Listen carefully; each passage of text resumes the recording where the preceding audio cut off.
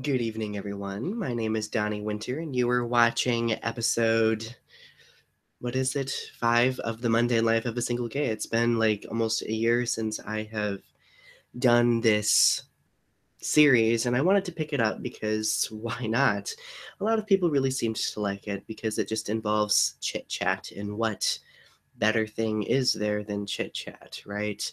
Especially with the current state of things in our country, and that it warrants discussion, let's just say. So I have myself ready with my little delectable cocktail, which is really good, mind you. So I've never been a bartender, but after the past few weeks with experimenting with different drinks, maybe I could. I don't know.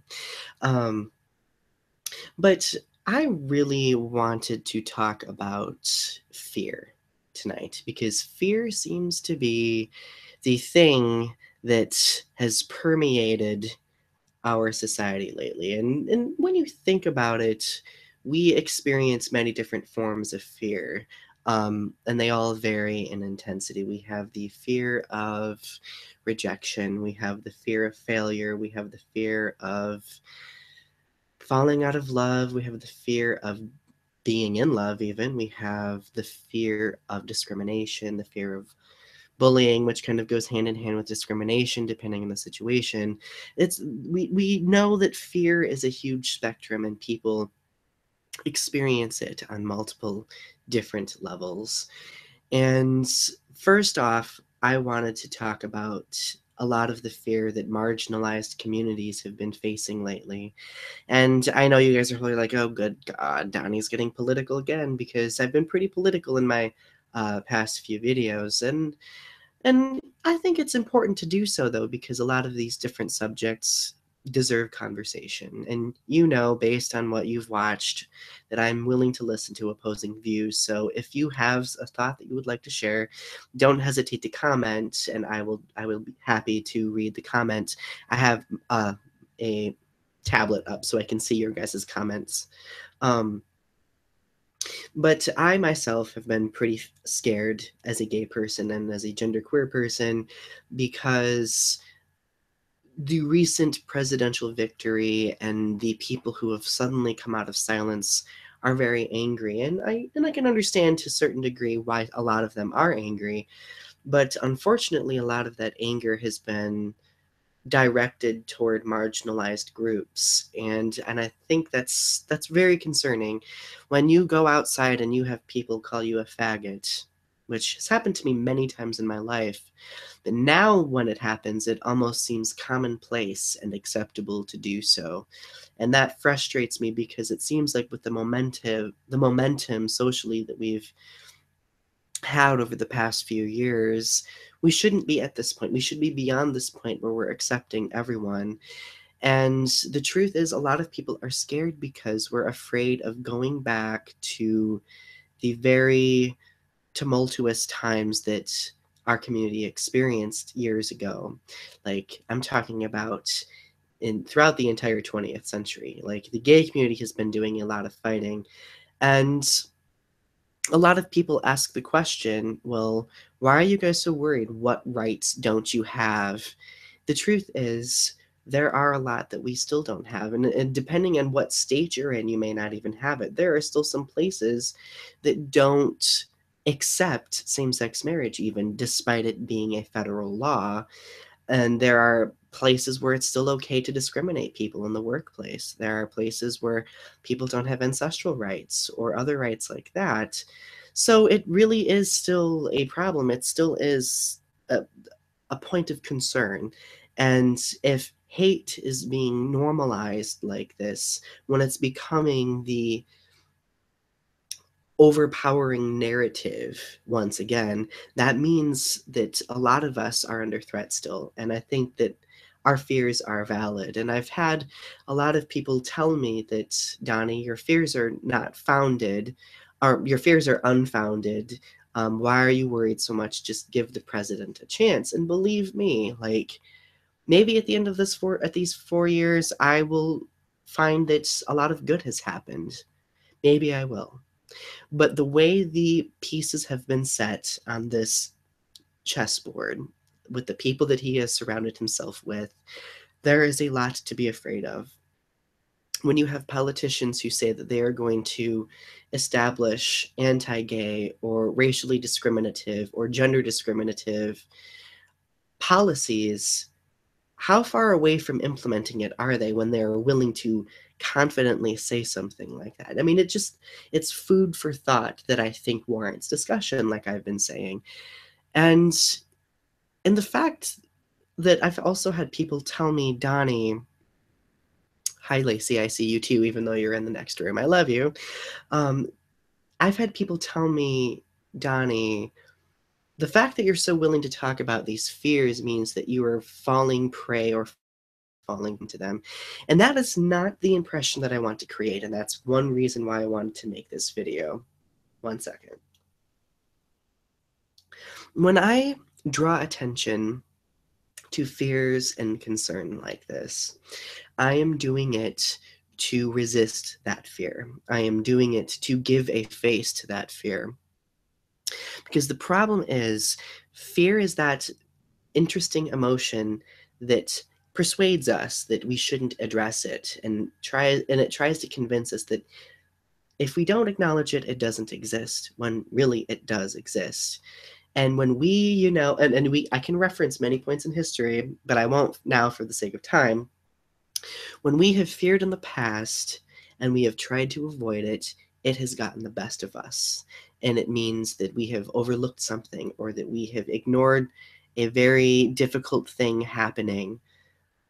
And all in all, maybe that difficult thing led to something even worse because we chose to ignore that fear. I choose not to ignore the fear because in discussing it, I am at least trying in some way to understand it, trying in some way to resist it, and ultimately finding solace in the fact that I can vocalize it, you know? Hi, Macy. How are you?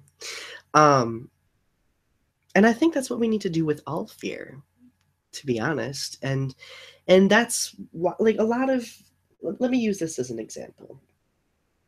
A lot of people think that because I have concerns, that I am a very unreasonable individual who is not willing to listen. And if you watched my video about being a social justice educator, which was a couple videos ago, you will realize that yes, even though I am worried and that I am concerned, that does not mean that I am not willing to listen to another person's perspective. If a person is a Trump supporter, they are more than welcome to approach me with their discussions. They are more than welcome to approach me with their perspectives because we all have our perspectives. And because of the wonderful thing known as the Constitution, we have every right to express our freedom of speech, no matter what side of the discussion we're on.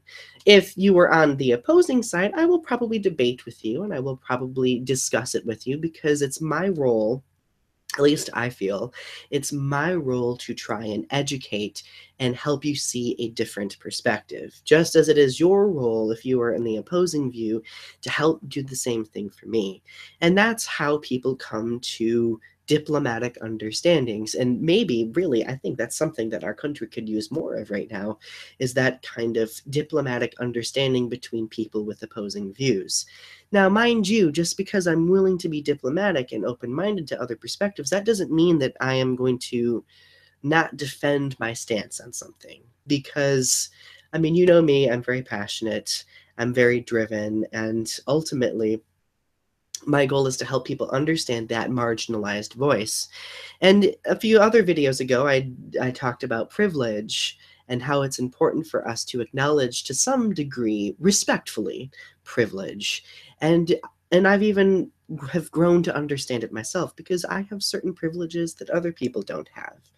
And sometimes, because I have that privilege, it's important for me to lessen my voice a bit, become a little quieter, and let that person's marginalized voice take the floor. And I think that's, like, a lot of people assume that we're in identity wars, when the truth is we're not in a war at all when it comes to identity. We are in a point in our culture where we're acknowledging these different perspectives.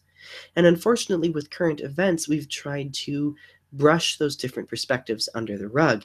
I mean, I guess arguably you could call that a war. I'm not entirely sure. It really depends on who you're talking to.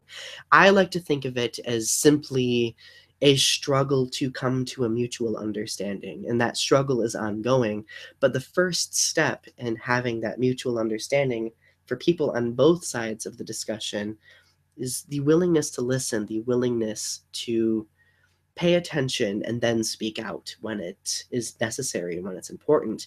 Now, when it comes to marginalized voices, I think that it's important for us to speak out all the time and to be very vocal. But at the same time, we're being vocal, we have to dedicate an equal amount of effort to making sure that we're listening too. Because how can we understand how to counteract an argument if we don't listen to that argument and where these emotions from these individuals are coming from first? I hope that makes sense. But of course, this expands beyond just politics in the current environment that we're into. Um, I mean, this past year for me has been very enlightening with other fears that I have had, especially on the personal front.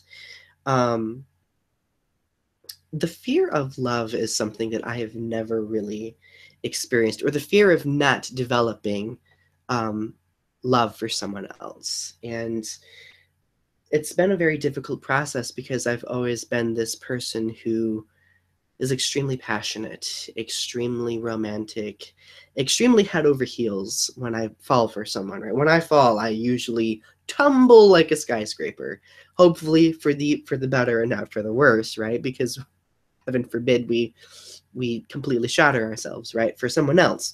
But I was in a situation a few months ago where I liked somebody, but I didn't love them.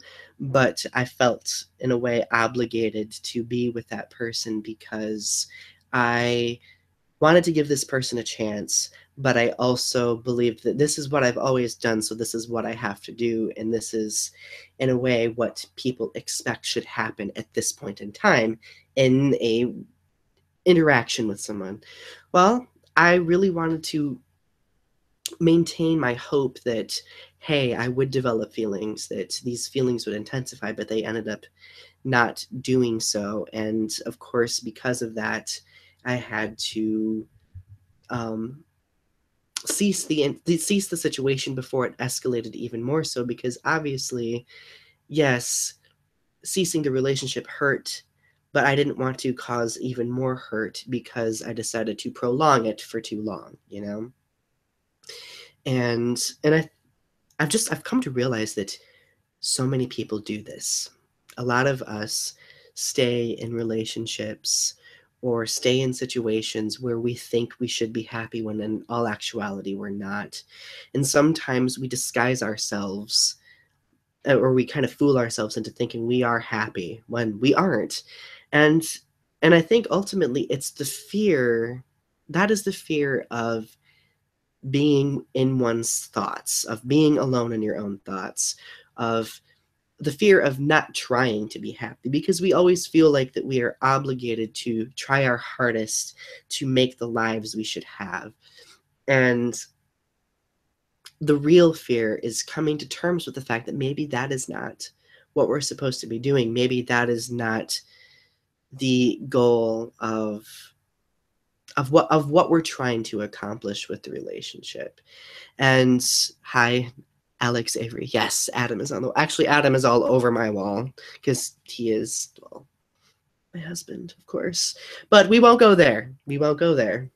Um, but I've just been in this philosophy, this mindset of, why should I force myself to not be happy by maintaining a situation or keeping myself in a certain interaction when I could be doing myself a favor, doing the other person a favor by moving forward. And maybe that's something that we need to teach ourselves, because so many people experience this, that, you know, why intentionally obligate ourselves to not being happy in the guise of thinking that we are striving for happiness. So I hope that made sense. Believe me, I have not had that much of this for myself to be inarticulate. So I'm really hoping that that had some sense to it. But another fear is the fear of failure, and that one has really impacted me over the past year a lot, especially with YouTube and professional endeavors and all of that jazz. Um, One of my big struggles is that I'm always afraid of my life here on YouTube spilling over into my life as a teacher. I try to keep activism and education very much separate, but I'm always coming to situations where I'm realizing that both of them are acting in the same way. And maybe I shouldn't be so eager to distance those two parts of myself. Um, Thank you, Eduardo. It's good to see you.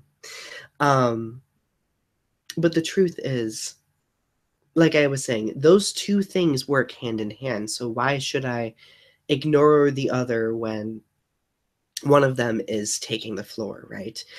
I guess in my mind now that I've gotten to this point in my life, I am both educator and activist all the time. And I think that's something important to internalize and to realize that both of which are important parts of me. And I think a lot of people also do that too. We have so many different aspects of ourselves, but those different aspects often take a back seat to other things that maybe are our priority. And I know my dear friend, Dr. Brenda, and I have talked about this a lot. For those of you who have not watched my videos in a long time, Dr. Brenda is the amazing individual who did the Universal Journey show with me, and I will provide a link down below to that. Um, but I've realized that a lot of people do this. We fear one part of ourselves taking over. My fear is that I'm always afraid of creativity taking away from my professional life, but I've come to realize that creativity is a part of my professional life. It's sometimes why I go through stints of not doing videos, or sometimes why I don't do music, or why I don't write, because I'm always kind of secretly chastising myself and telling myself that you don't have time for this. Why are you doing it? Be responsible. But maybe it's time to stop putting aside that fear and start internalizing the fact that I need to be responsible for my creative self as well, because our creative selves are just as significant to us as the selves that we consider our responsible professional adulty work selves. Does that make sense? I hope that makes sense. Um, but yeah, those are just a series of fears that I've been kind of experiencing over the past year that I've been um, working pretty hard to resolve. And I just wanted to share them with you because maybe you could relate to them in some way. And I mean, we live in very interesting times, and if we're not careful, sometimes those fears get the best of us. Sometimes those fears can affect friendships, relationships, family relationships. Um, Sometimes, if we ignore those fears, it could lead to something more severe, like internalized depression, anxiety, things like that. And oh, clever transition into discussing what I've been doing here on YouTube lately, because why not? Um, I really I really want to thank everyone for the phenomenal feedback that I have been getting on my series Disempowering Depression. If you've watched my videos, some of you have subscribed all the way from the beginning. You know that I have struggled with depression for a very long time. I have struggled with bullying. A lot of that bullying caused depression. And now that I am an adult and I'm dealing less with bullying, I'm dealing more so with self-bullying, and sometimes that self-bullying is caused by depression. And I've not always been eager to discuss the depths of depression here, but recently I've been challenged to do so because, I mean, the whole premise of this channel is storytelling and drawing attention to experiences in order to have power over those, to transform that pain into power. And I began to realize that in talking about depression, it's helping me overcome that depression that I've had for a very long time. In a way, it's kind of like my self-counseling, because I've had counseling for depression before. I've had counseling for suicidal thoughts. I've had counseling for the sexual assault that I went through. I've gone through the process, and I know how to talk myself through it. And I've been quickly having conversation with friends and family about depression that they suffer with, and have come to realize that it's helping all of us by talking about it. And that's why I want to talk about it here on YouTube, because men especially are discouraged from talking about depression because it's considered socially unacceptable for us to vocalize the fact that, maybe we are feeling something difficult. Maybe we are struggling on the inside. And by talking about it, we're overcoming those stigmas that people create about depression, about men with depression, or even women with depression. It strictly depends. It strictly depends on the situation. And it's just been very empowering. It's been very empowering, and I've been getting really amazing comments from people. So thank you for helping to motivate me to do this, because honestly, talking about, like, I have days where I turn on my camera and I just stare blankly and I don't even know what to say. And to be completely frank, talking about depression frequently renders me in that way, because sometimes I will sit there and look at the camera and be like, right now, I'm expected to talk about something very personal. I'm expected to talk about something that may change people's perspectives of me. I may talk about something that maybe I have yet to confront on the inside. But despite that, the encouragement gives me the gumption to go out of my way to try to do that. If I fail, I fail. But at least I own that failure. Maybe if I turn on a video and I'm just like, blah, um, maybe that's why I'm doing it, because at least I'm owning that. At least I am drawing some form of attention to it. It may not be articulated the way I want, but I always have opportunities to articulate myself more effectively. Maybe I should do that via live stream like this, because I I feel that I am relatively articulate tonight, so maybe I should do that more often. Um,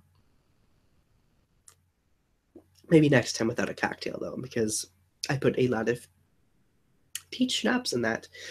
Um,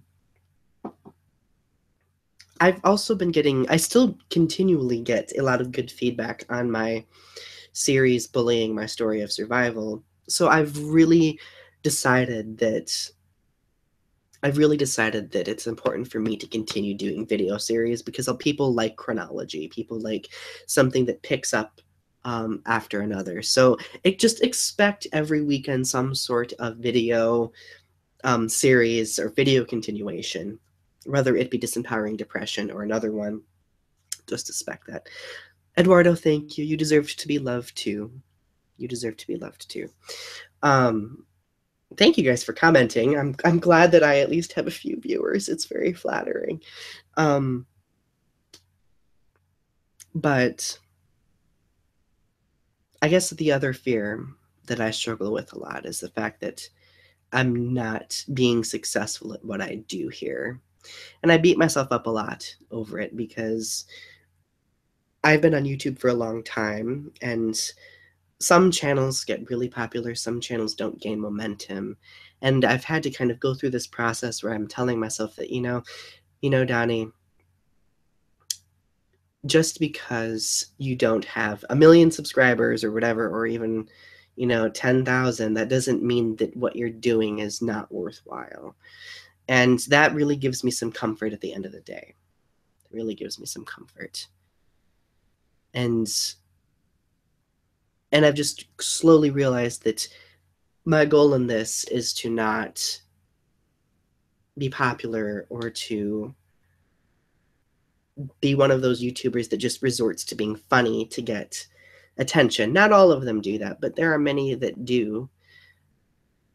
I would much rather be talking about real things that apply to each of our lives, because that's what defines us, right?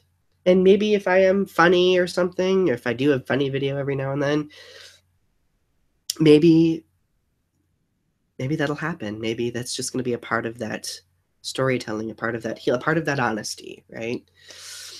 But oh gosh, I only have like 5 minutes left.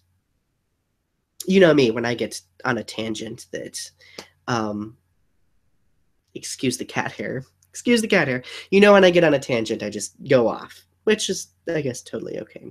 Philip, thank you. You're awesome. I really appreciate your comments all the time. You really encourage me a lot, and I really appreciate it. Thank you. I have really two bits of exciting news that I really want to reveal to you, and it's all YouTube related. Number one, I now have a music channel called Donny Winter Music. I will share a link to it in the comment section below so you can go find it. I have finally challenged myself to be more musical, because you know that music has been a passion of mine. I was long a musician before I was ever a writer or an activist. And I've decided to start a YouTube video, or start a YouTube channel dedicated to that, because sometimes certain things can only be expressed through music and poetry and things like that. So yes, go check that out and subscribe if you would like. I really appreciate it. It takes me a long time to, like, I do all original music, by the way. I don't really do covers on there or anything. I do all original music. So it takes me a while to post videos. So just bear with me. Maybe once every month or so, I will post a new song on there. Exciting piece of information number two, I now have an official website, DonnyWinterOfficial.wordpress.com. And I've been really wanting to do this for a long time, because it gives me a place to not only do some writing, but it also gives me a place to place my videos in a specific order to kind of add some pizzazz to my own image, because I think we really have to establish a lot of energy into the image we create ourselves, because when we invest energy into that, we start changing that image we have in our minds. And I've been very insecure about my image for a long time, whether it be my social image or my image here on YouTube. And I think we need to place effort in that. Josh, thank you. I really appreciate your comment. You're very sweet. Thanks. So if you would like to go check that out, I'm going to be posting kind of short little blog posts, thoughts, blurbs about things. I really want it to be kind of like this professional writing / activist site that kind of is the foundation and root of my YouTube and my other presence on, ignore my horrible grammar, my presence across different social media, which you can find my social media links in the comment section below, or the description section.